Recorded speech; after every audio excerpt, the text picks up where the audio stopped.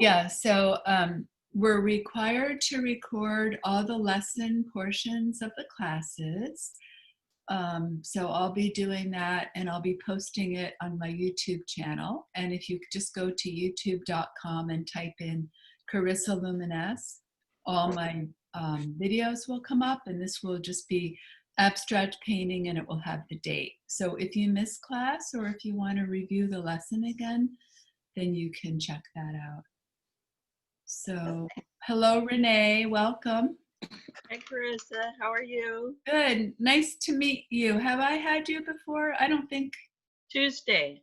Oh, you just started this This, this session on Tuesday. Okay, good. yeah. Yeah, while we're waiting for people to come on, I've worked with most of you guys, but I'm just wanting to get a feel um for where you're at. Um, First of all, just give a hands up if you've painted abstractly before, if you've done abstract work, and just leave them up for a minute so I can see. Okay, so it looks like about half.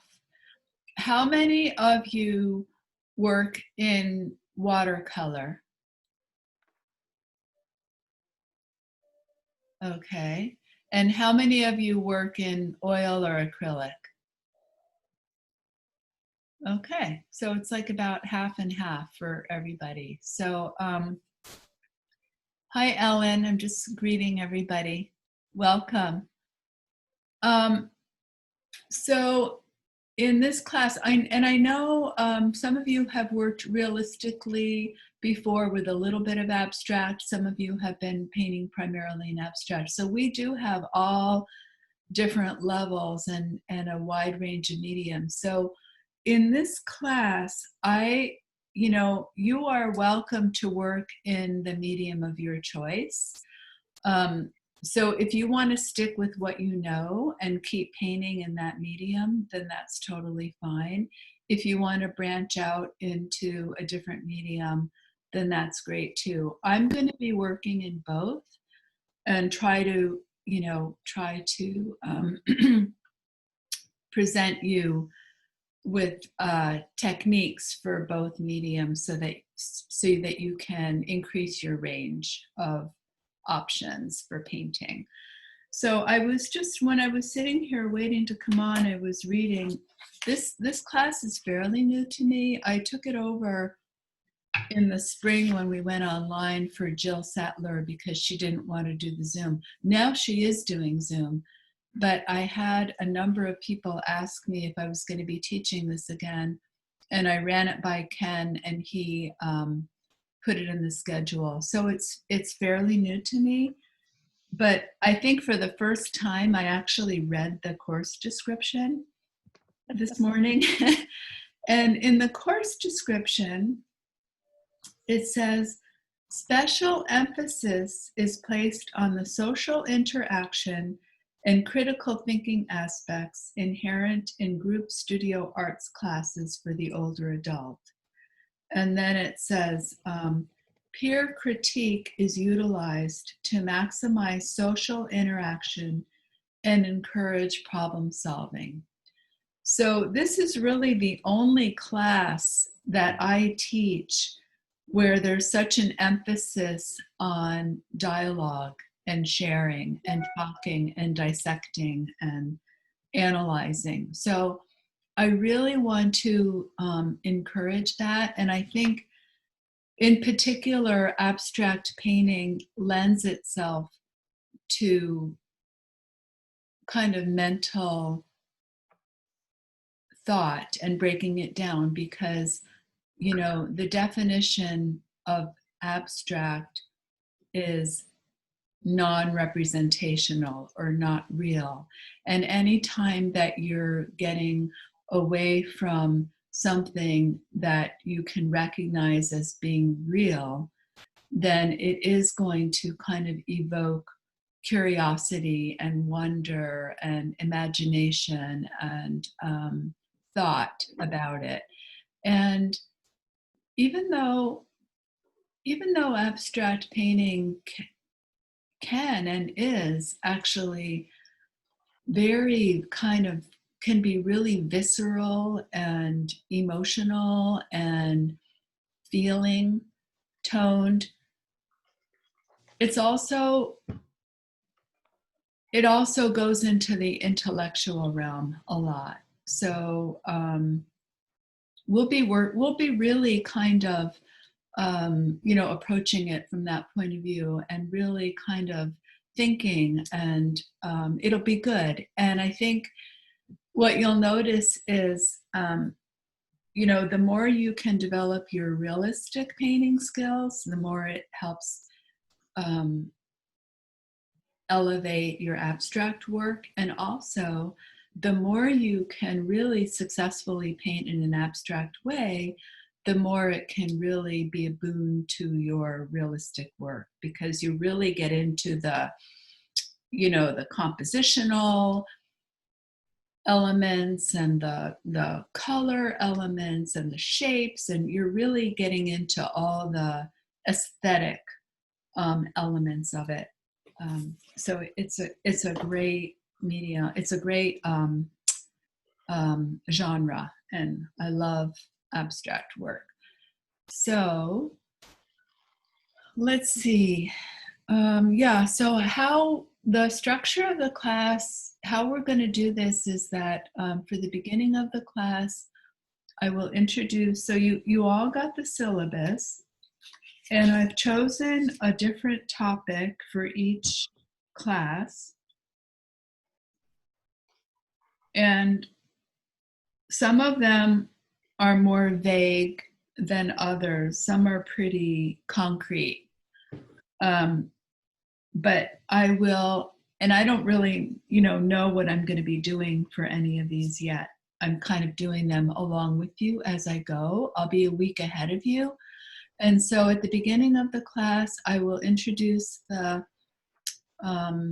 project, and then I'll show some demo videos of me doing it to kind of give you some technique pointers and tips, and just kind of show a hands-on version of doing it. And then and we'll have a lot of discussion. I really want to have a lot of discussion in this class. So then after that, you'll show your work from that week. So we don't have any of your paintings to look at today, because I didn't teach this in the summer. You guys haven't done any paintings yet, but like for next week, after I introduce the lesson, then we'll look one by one at your paintings, and we'll talk about them, and we'll review them and see what's working, what could use improvement. And if you have any works in progress, please feel free to bring those too, because it can often be very helpful to look at something while you're in the midst of it, to kind of help go in the direction that you want. So yeah, that's kind of the structure. Does anybody have any questions before we get started?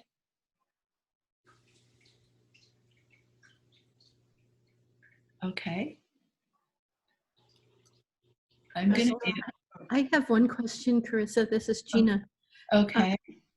In your class that I took earlier in the summer, I think you talked about automatic painting, or I can't think of there was another word where you...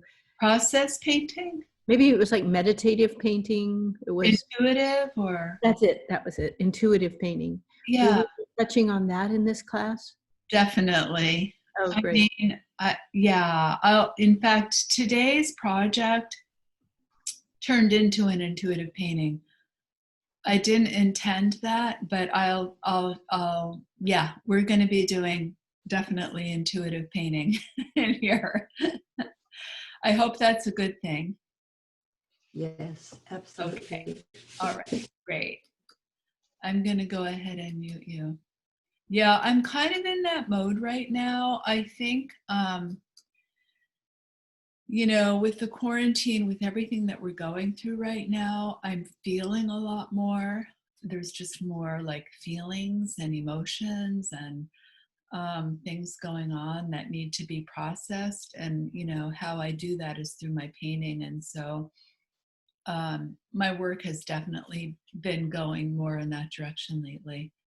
So, I also wanted to mention, I forgot to say that to share your work next week, there's a few ways you can do it. You can take a picture of it with your iPhone and email me the image, and then I'll have them all up on my desktop and I can go through and share screen them with you all. Or if you know how to share screen from your own Zoom, you can take a picture and put it on your desktop or your device and share it from your end. And if you're not able, this is the least desirable, but if you're not able to take a picture, a JPEG, then you can hold your painting up to the camera. That works, but it's not ideal because we can really see it. We can really get a nice view of it if there's a picture of it to show. Okay, so I'm going to get my share screen up and we'll dive right in. Okay, so for today's project, the assignment is to work with the coronavirus image. And I thought that this would be good for us to try to get a more to just look at the coronavirus as an image, because it's so loaded, right, with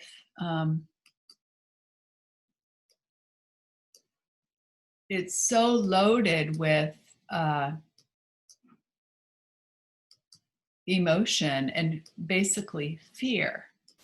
And I thought, excuse me, and I think I did this actually. I thought that by painting, well, first of all, I just find it a really fascinating and very beautiful image. And it's something that we're all very familiar with because we keep seeing it in the media over and over, right? Because it's been like the main subject in our society for the last 5 or 6 months. And so it's become this very familiar object. And I'm sure every time you see this image, you get some kind of at least I do, I get a little bit of a jolt, like, oh, what's happening now? With it.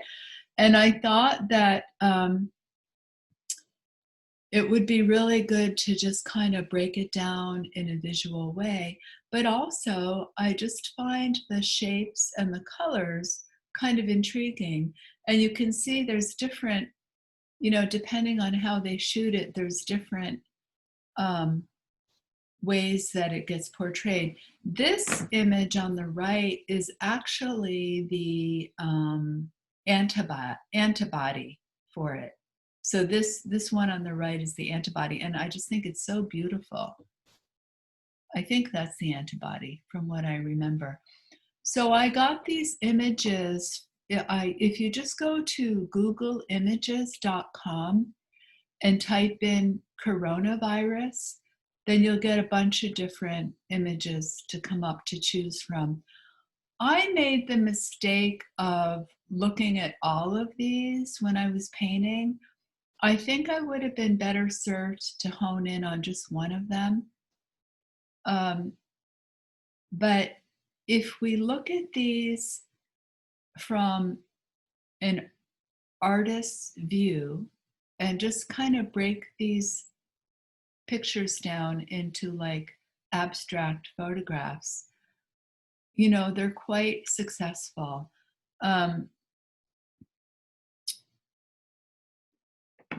This one on the top, so it has, I just want to kind of go through and dissect these a little bit just to kind of get you into the mode of looking in a non-objective way at something.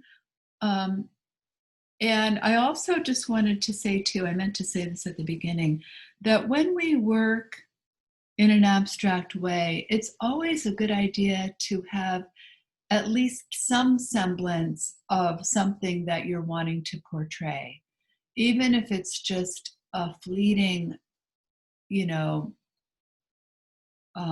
whim or a concept of a word or a rooftop that you saw or, you know, anything like anything, but there should be, you should, or if you're working intuitively and spontaneously like that, then you're accessing something in your inner self.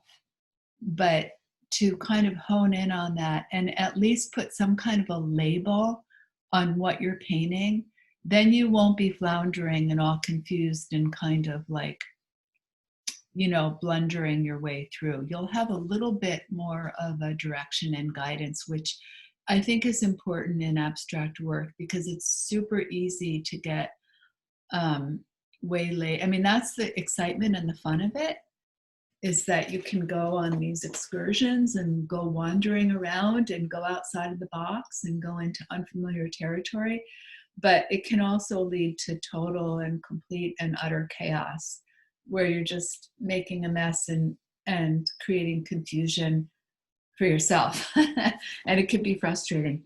So just try to get a really clear, intentional idea, even if it's just one word about what it is that you're painting, is very helpful. Okay, so we'll start in this upper left-hand corner. So, you know, in all of these, the color themes are this kind of cadmium red. So it's like kind of a reddish orange. And then the blue is kind of a turquoisey blue. And against, well, these two have like this turquoise aqua color in the coronavirus floating in a sea of a deeper blue or indigo color. And then down here, it's interesting. This is flip-flop. It's got the red background with the kind of turquoisey blue shapes. So these are complementary colors. So right off the bat, like that's a pretty interesting and really solid place to start from, is painting with complementary colors. So right off the bat, you know, you've got your color palette chosen for you. You've got this turquoise blue and this red, cadmium red color. So in this upper one, what's really working is you've got a variety of sizes of this round shape. There's the big one, and then the medium ones, and then an assortment of smaller ones. And then these red disc shapes floating around. Again, they're slightly different sizes. And this is a fairly, I'd say that this is a fairly, it's called all over. An all over composition is when, I mean, you do have this big one as the focal point, but there's like a pattern here, you know, where it's like an all over pattern. Like if you repeated it, it could be turned into wallpaper. So that's called an all over composition. This one is not so much. This one has more like 4 distinct shapes floating in the center. Your painting will tend to be a little more successful if you can get the shapes going off the page, at least on a couple of edges, if not all 4 sides. See how this round shape is going off the top here, and down here they're going off. Even up here, these little tiny ones, down here they're going off. So you want your shapes to be going off the page. In general, it's a good idea rather than having them float in the center. But this one, they're floating in the center. And then there's this kind of patterny color in the background. No, I am not suggesting that you copy these images, and that's certainly not what I did. But I'm asking you to see if you can use one of these images to spark an abstraction of these images. So to kind of break it down, and I'll get into that with my painting, but like you could break this down into like circles, you know, with these interesting shapes, and then these round discs, and then these patterns. Like you could riff off of that, you know. And then this one, this is very much all over. But again, having the variety of the sizes of the circles is really successfully visually. And then this one, I just thought the subtleties of I just love I just find these colors and this pattern so beautiful. And this would be really nicely rendered in watercolor, I think, this one on the right. And this one, the black background adds a lot of drama. But again, it's not just these 4 circles on a black background. There's this kind of mysterious green, blue shape, you know, texture kind of coming over here. Again, going off the top of the page, going off the sides. So you guys can, I'd like to hear any of your comments or feedback on these images before I get into the demo. And you can just unmute yourselves and just, you know, speak up and just, we'll popcorn it, just meaning like jump in. So what do you think about these images? Do you find them visually intriguing and like that they would translate well into a painted version of them? I had a thought on the one on the right. It looks, you know, it's really dramatic. Plus, it seems to have really a strong diagonal to it. Yeah. Yeah. Good point. Is that something you kind of think about, like putting diagonals and horizontal things and yeah? So, things? like, you know, there's a few different compositional approaches that you can use. So we'll go over that right now. So you can do the all over that I talked about. You can do a diagonal. The diagonal is going to create more energy and more movement. If you want something that's really kind of calming and grounding, you would do like horizontals, like a horizon line that's really kind of stabilizing. Or you could do verticals, which is also pretty stabilizing, but it's more like, you know, it's just more vertical. And then you could also do, it's called a pyramid, like a triangle shape, where there's a larger base on the bottom and it comes up like a triangle like this. And that's kind of spiritually uplifting. So yeah, those are some things to think about when you're doing your abstract painting.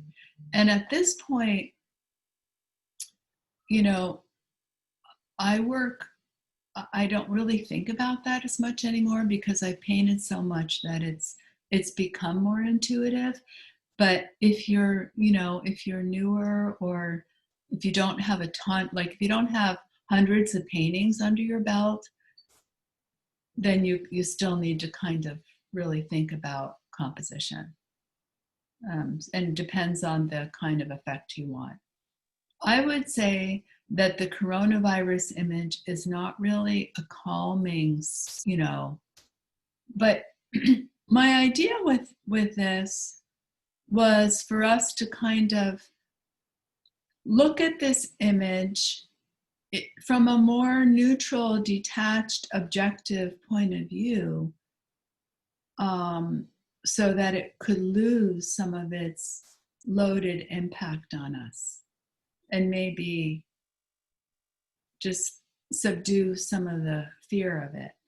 Carissa, one thing also I noticed is in the top left, how there in the top left and the one in the middle left there it seems to be that there's a lot of movement, like as it's moving through your system and moving through your bloodstream, and the top left having those red blood cells moving along with it too. Oh, Whereas is that what those are? Are they red blood cells? yes, yes, and Oh, so, and to me, it shows a lot of movement. And the one on the bottom left, it's much more stagnant, and it's like it's just almost like a photo of it.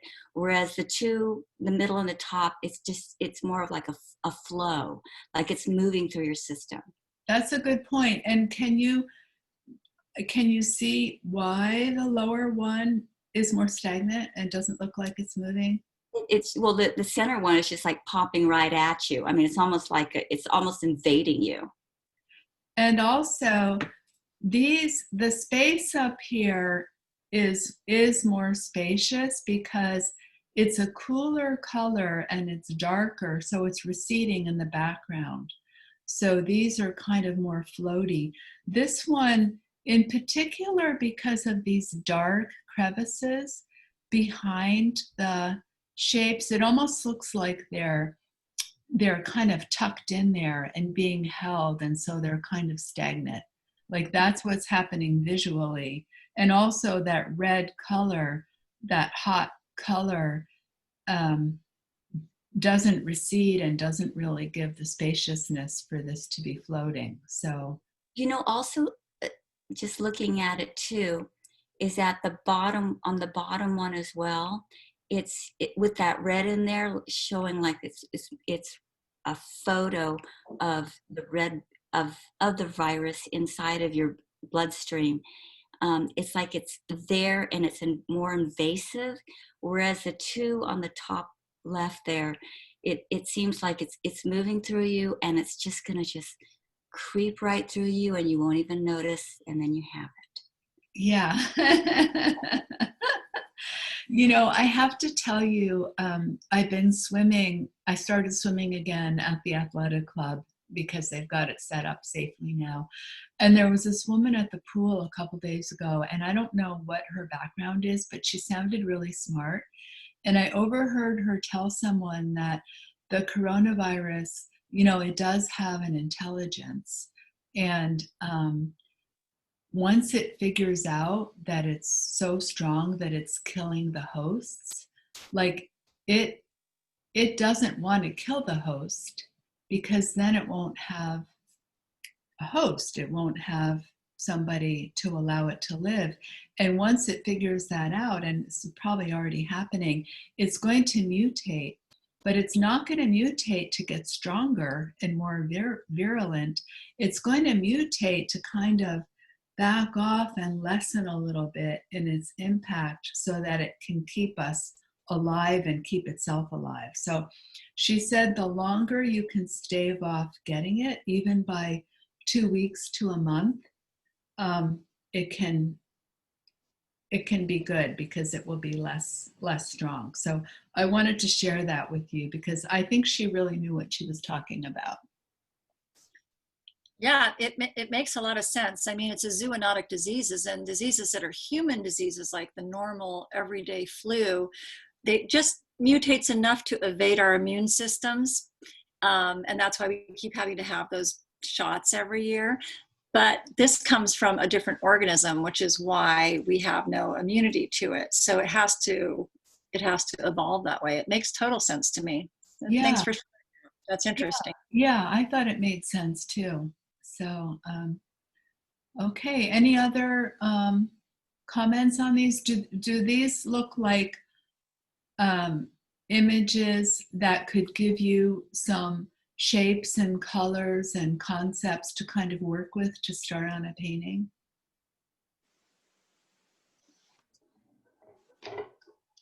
Seeing some, mostly nods. By the way, and this happens a lot. Actually, when I taught this class, for the most part, people did their own thing. And I want you to really have full permission to just paint. Like if you're doing a series, like I know Meredith, she has her own thing going on usually. And I think so does Lynn. you are totally more than welcome to just work on whatever you choose. I'm just offering different projects for you to kind of prompt you and kind of spark you into painting. But I want you to do whatever you want. If you want to, like in my collage mixed media class, you know, the project was to do a work about your quarantine experience. So if you want to do something that's more personal, you know, feel free to do that. Like, you are totally welcome. I chose this to begin with because, you know, of what we're going through, but also it does give us some really concrete, solid shapes and colors to use to kind of get started on a painting, which can really be helpful, especially if you're just starting out in abstract. It's helpful. Carissa, I have a question. Okay. I love the antibody painting, and I'm most intrigued by the green image that's emerging on the left. And could you say something about how that color came about? I'm new to abstract painting. Well, this is, you know, this is a scientific photo, but if you break this down, you know, there's black, and then there's this kind of teal, and then there's a lime green, and there's actually a little bit of a kind of a olive green in here. So those are all kind of blended in together, but it's in a textural form. Thank you. Yeah. Yeah, when we just sit here and break it down into, you know, the colors and the shapes and the textures, it loses some of the loaded quality of it, I think. Carissa, it's Yeah. Terry. We did this project about coronavirus in another class, and Oh, it was an emotional response to it. And yeah. I think I got all that charge out of it. I ended up with a Statue of Liberty with an exploding head. It was just, I don't know where it started. I don't know how it happened, but it was really cathartic. And I'm really excited about looking at images and without that charge this Yeah. time. Well, what happened with me is my charge came out, and I'll show you in the videos. I had intended to start out being really neutral and objective and detached and just doing this as a design painting, but I'll show you as I go through what happened, okay? So we may feel like, oh, okay, I don't have any charge here. I'm just gonna work with these images, but it will be cathartic. It was cathartic, you know? So if that's where you're at, I'd say go for it. I mean, painting is such a great, constructive way to release that pent up, you know, tension and angst that some of us have been going through. Now I'm feeling like really happy that I've been quarantined. I'm in a good space now. But this, I did this painting like 3 weeks ago, 4 weeks ago, because I did it before I went up to see this little guy, my grandbaby Eldon up in Oregon. I went to see him for a couple weeks and had a really, really great time. So I'm in a different space now than when I did this, but don't be surprised if you do get a charge, but use that energy for your painting. Okay, any other comments? I'll get into my video if unless anybody else has any comments. Okay. Let's see. I'll leave those up there. Get this going.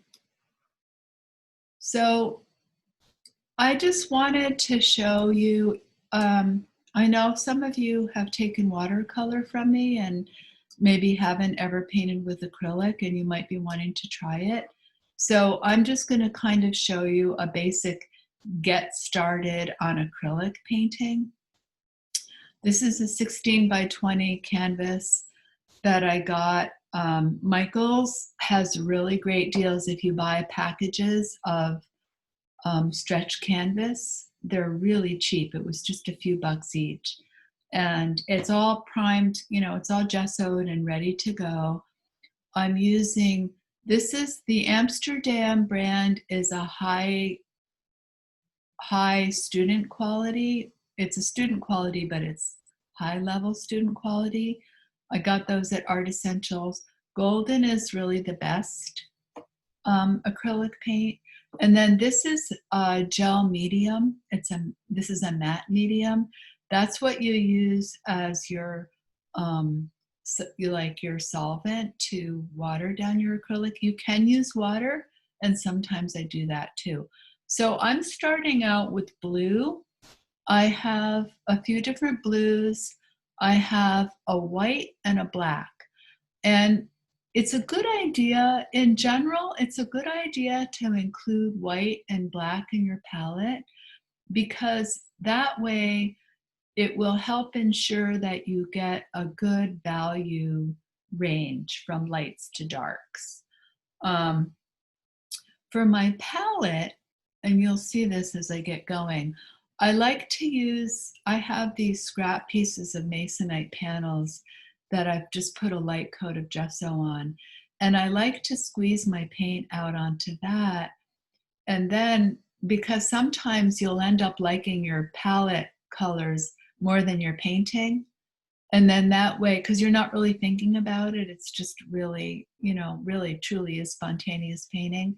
And then that way you'll have a little mini abstract that you can add to if you want. And it doesn't waste the paint. We don't want any of this paint to go down the sink. We really want to try to use all our paint up. I've got my gel medium poured into this little cup right here. And so, and I've always got music on when I paint. I recommend it. So here's my palette, and I'm just using a small sponge brush. And what I'm gonna do is so I'm using this image right here. There's my image. I'm mixing up my blue and my black to get some darks. And keep in mind, I've decided, like, I'm not copying these shapes and these images, but I'm using it to kind of get me started. And I'm just gonna do a base layer on my painting, and I wanna cover it. I wanna activate it. You know, you wanna activate your canvas. And if you can just kind of go in boldly, just get some paint down right off the bat, it just helps kind of get the flow going.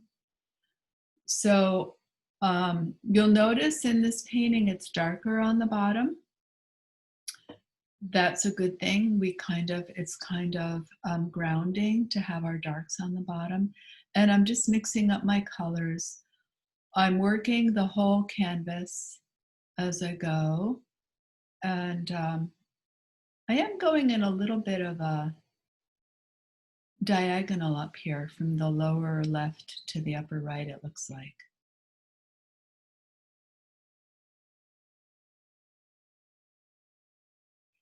And originally, I had thought that I was going to put this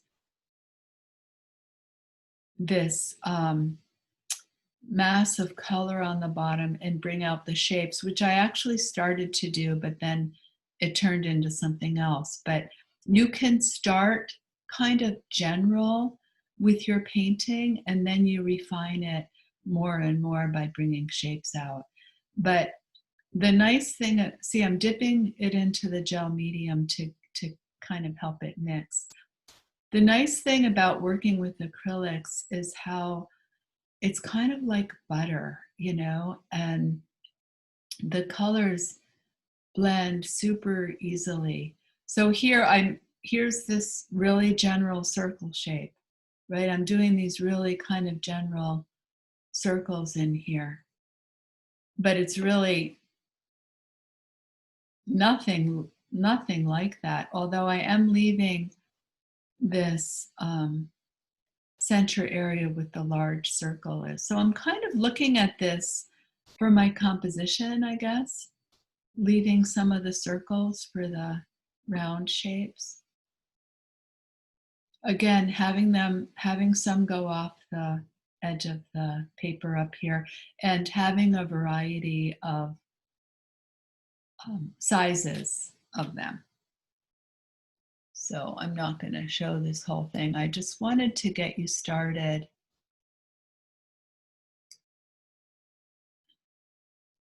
Does anybody have any questions about acrylic painting? In general, I tend to, start with a large brush, and then gradually you can get smaller and smaller and more refined and more detailed. When I'm done with that brush, I just put it in the water and let it sit there. If the acrylic dries, so now I'm going to a smaller brush and I'm going into my my aqua turquoise, which I happen to have. If you don't have these colors, you can mix them.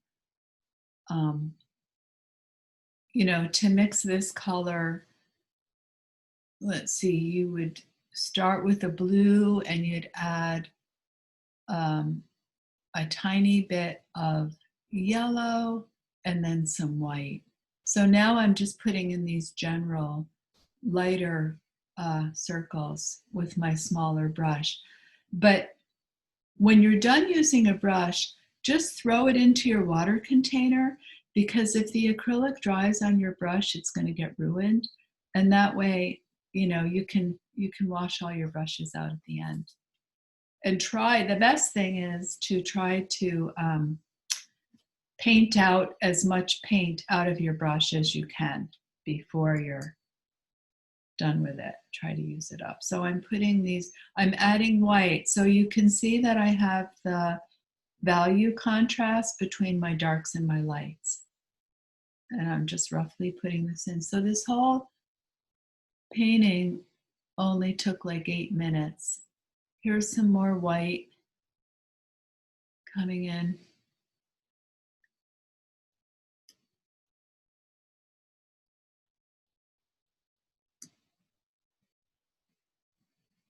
And it's all, the acrylic, I'd say it dries in it depends on how thickly you've got it on there, but it stays wet for maybe 15 or 20 minutes usually. So this is all pretty wet, so everything is blending together. If you want hard edged shapes, you would allow it to dry and then come back. But I'm kind of doing a little blending and getting some grays because I do have the white and the black.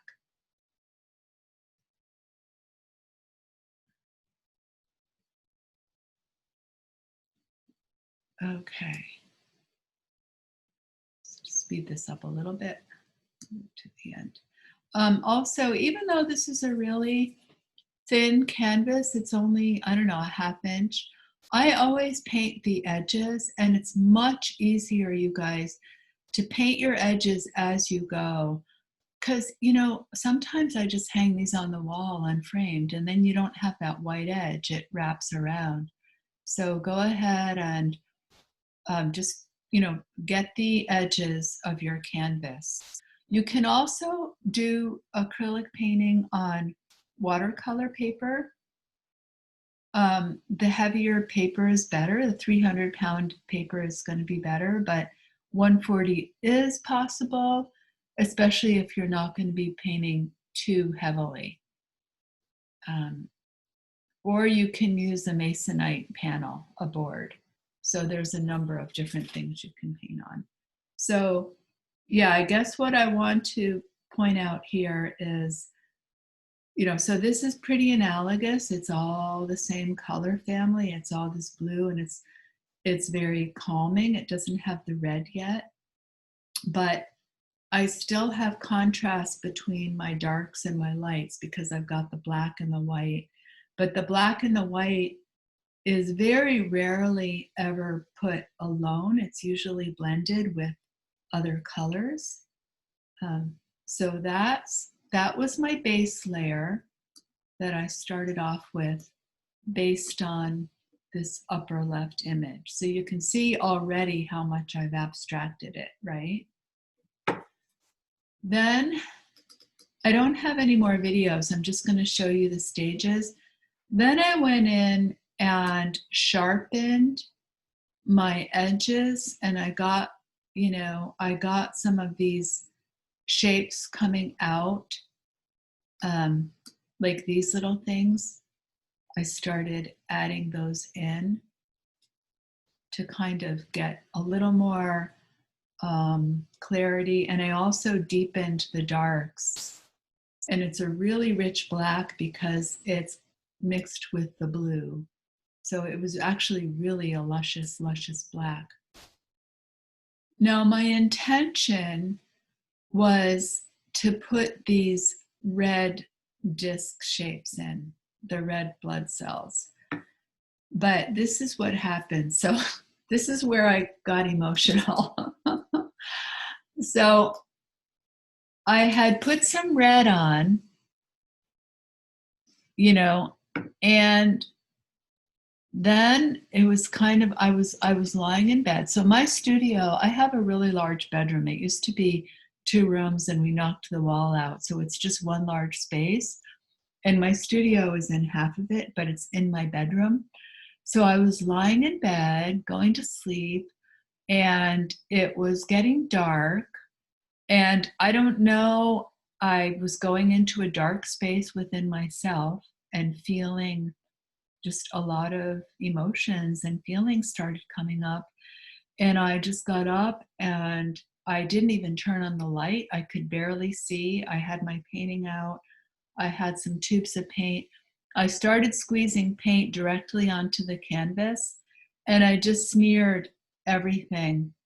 And it got really dark and really heavy, but I released that charge and I was able to go to sleep. So this is what I woke up to. This is like what I did in my half sleep, in the half light. It's just like this really dark place. It was like hitting bottom, right?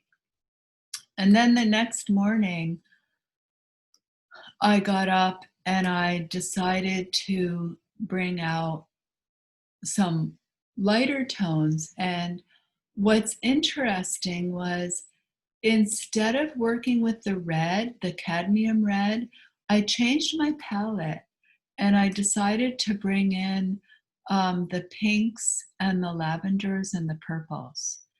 And I did more just really loose painting. I stroked my fingers in. I did some, if the paint is, this is kind of a cool technique for you to have. There's an area here and there's some scratches here. While the paint is still wet, if you've got an underpainting and you paint on top of it, you can take the end of your brush and scratch away some of the top layer, and then the under layer shows through. And it's kind of a nice way to get different textures. And then I used a smaller brush to just do some mark making. And this is not complete yet, and I'm not sure what else I'm going to do with it. I may use it to collage on top of, but I just want you to show how I got, let me get rid of that. So I went from that to that. So I really abstracted a lot. It was not what I had set out with an intention that I was going to have all these beautiful circles and these fun little shapes and these red discs, you know, against this spacious cosmic background. And it turned out to be a much more visceral, kind of gutsy painting. But so to answer Gina's question, yes, we will be doing intuitive painting in this class if that's what comes forward. But you don't have to. Like you can keep it as objective and analytical and logical as you want, or you can go into as much of a feeling, you know, more body-based process if you want. It's all good. Okay, so does anybody have any questions about any of this before I come out? Carissa, with your acrylic painting, so you use your medium to extend the, to keep the paint from drying quickly? Is that? I use it to get a little more flow. If you just use the acrylic straight up, it can be a little too thick. And some people liked, and sometimes I paint with it directly. When I squeezed it out at night, I squeezed the paint tube directly onto the canvas and didn't use any medium. But if you want to get flow and do the blending that I did in the video, then you want to use the gel medium. It's like if you were painting in watercolor and you add water to your pigment to get it to flow, that's how the gel medium functions. And does that keep it from drying so quickly? It does. Okay. It Thank does. you. Sure. And Carissa, how do you clean the brushes when you're done? So when you're done, just clean them with water. Okay. In the Thanks. sink. Yeah. Yeah, but make sure don't let the paint dry on your brushes. That's the main thing, because it will ruin them. And then what if your palette does have dried acrylic? Is there a way to get it off, or your brush, or is it just all over? It's pretty much all over. Okay. With the palette, I'll come out of my stop share for a second because I want to show you some of the palettes.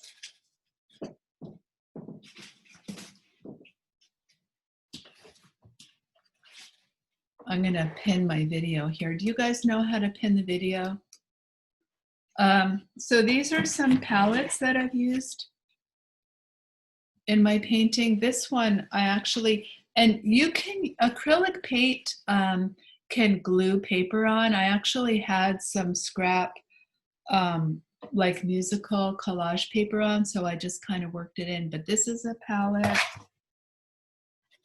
Here's a palette. You can see how they can be really beautiful, and you can keep reusing the same one over and over again and get a ton of layers on. This one's pretty built up because the paint did dry here, but you get a nice texture on those. So I really encourage you, look how beautiful that is.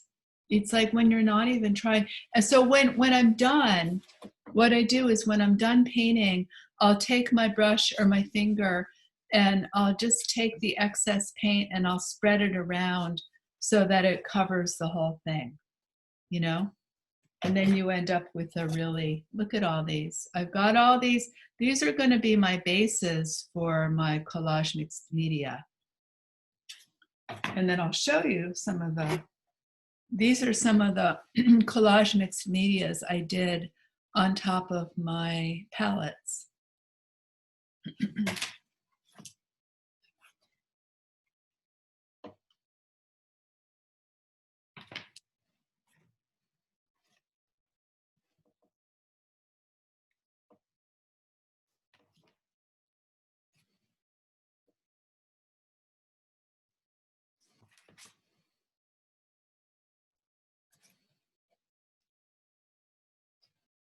Okay, so it's better than just doing it on, I know some people use like throwaway papers and stuff, but I just think that's such a waste of paint. So try to, I'm trying to think of what else you could use besides masonite panels. Any kind of a board, I don't know. I'm not really sure. Well, I guess you could use mat board. That will really warp a lot. But any kind of scrap, I mean, even cardboard, you know, you could even use a piece of cardboard. Carissa, Yes. I love what you did late at night, expressing the emotions that came out. That was so powerful. It was really powerful. You know, that's the advantage of having your studio in your bedroom. Because we all know it's like in the dark of the night is when we get confronted with our demons, right? Yeah. But it's so constructive and useful to be able to just get that out and onto canvas with your paint. I think that's really important right now. So It thank you. is, yeah. Yeah. And I encourage you guys to like let it rip, you know. I always say that the more personal you can make your work, the better. It's better for you, it's better for the audience, it's just always going to be way more impactful. So try to get as personal as you're comfortable doing, I would say. Okay. Carissa, could you explain more about masonite board? Yeah, so masonite board, this is the back side of it. Where I get a lot of these actually is, have any of you ever bought any frames from Aaron Brothers? Yeah. Oh, okay. Do you know how they come with this backing? Yes. I never like to frame with these because it's so heavy and it's also acidic, you know? It's because the part that's facing the artwork is this. This side, the back side has paint on it and it's sealed. So it's not going to be leaking all that acid, but having this up against the back of your watercolor or your mat board is going to eat away at it. So I always take these out of the frames and replace it with foam core. I just cut a piece of foam core backing for my frames. And then these are the boards I use either to tape my watercolors down for painting, or if you have a table saw, my partner runs a property management and he's got a shop with an employee who I mark these off and say, could you have Baldemar cut these down for me? So I've got the luxury of someone being able to cut these down into smaller sizes. But if you have a shop with a saw, some of you guys might have that. But you know, or you could work. I mean, you could use this for your palette and just use it over and over and over and over again, and then you'd have a cool painting. Or you know, sometimes you buy smaller frames like 11 by 14 or 8 by 10, and you can use that.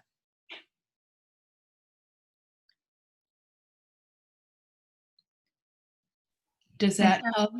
Have you framed the your palettes that you collaged? Have you framed them? Yeah, I have. And well, also the other place to get masonite panels where I've gotten them is Channel City Lumber out in Goleta. It's pretty reasonable and they'll cut it down for you. You just tell them, you know, like you can buy a sheet and then have it cut down into various sizes. Yeah, I've got one that I can show you that I framed.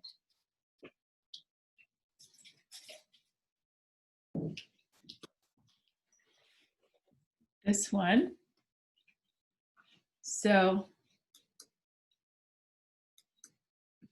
this one was a palette, and then I kind of tightened up the painting a little bit, and then I added some collage on top of it. But what I did was I got a 11 by 14 frame, and you just pop it right into the frame. And I've got this little tool to put the push points in, and then I wire it in the back. And then I took out the panel that was in here and use it for another one.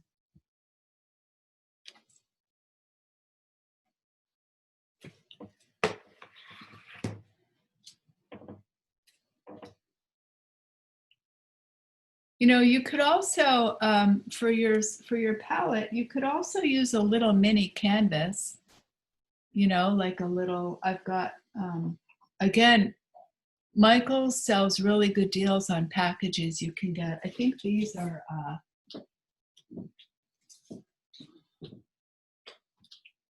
let me measure. Yeah, these are 10 by 10s. I got like maybe 5 10 by 10s.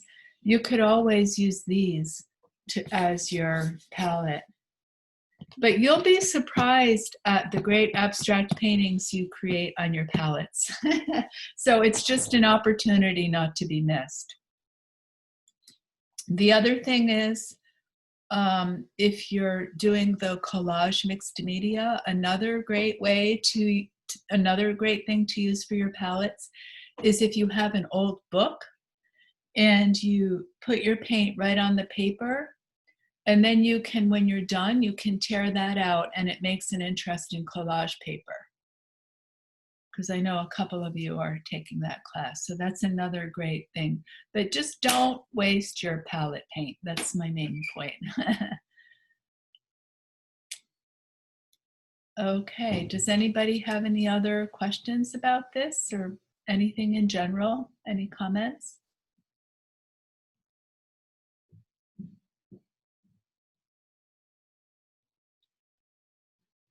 Okay. Next week, I'll be doing a watercolor. So you'll have another option. And you're welcome to work in watercolor. You know, like I said, and if you want to work in collage, if you just want to draw, like please feel free just to work in whatever medium you want. But I'm wanting to kind of present you with a range to give you some new ideas. Does anybody have any paintings that they want to share today?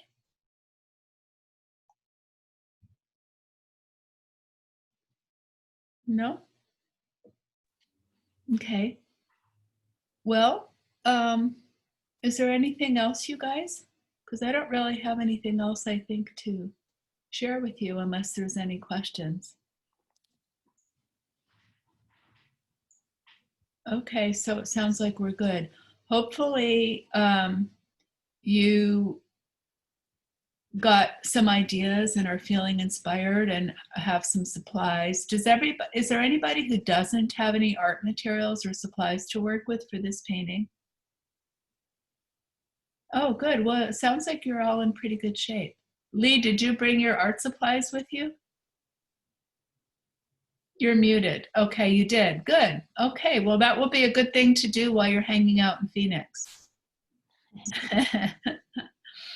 Okay, well, I hope you're all well. I'm glad to hear that it's sunny up in the foothills. I'm gonna probably go to the pool, and I'm socked in the fog here again. So it's good to know that there's sun up there. I'm gonna try to get out there.